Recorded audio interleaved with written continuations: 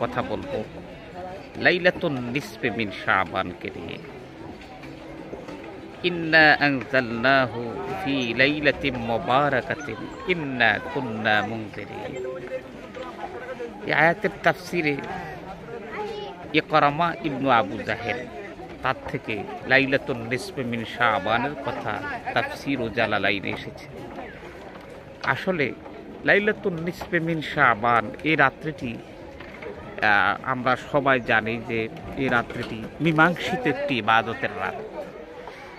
প্রায় 15 জন সাহাবায়ে কেরাম থেকে এই রাত নিয়ে হাদিস এসেছে, বিশুদ্ধ হাদিস এসেছে যে আল্লাহ পাক এই রাতে পৃথিবীর দিকে রহমতের দৃষ্টি দিয়ে তাকান, সবাইকে ক্ষমা করে দেন, কিন্তু যারা মুশরিক এবং হিংসা বিদ্বেষ অন্তরে রাখে এদেরকে ছাড়া। সুতরাং যেই রাতে ক্ষমা পাওয়ার নিশ্চয়তা হাদিস পাকে এসেছে, যেটাকে আলবানি পর্যন্ত সহিহ বলেছেন, সেখানে ইবাদত করতে তো কোনো বাধা থাকতে পারে না। এছাড়াও এটা একটি পুণ্যময় রজনী। আল্লাহ রাব্বুল আলামিন এই রজনীতে বান্দার ইবাদতকে কবুল করেন।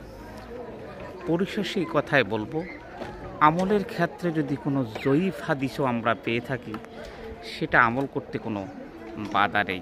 উসুলের কায়দায় এটা দুর্বল হাদিস হলো আমলের জন্য গ্রহণীয়।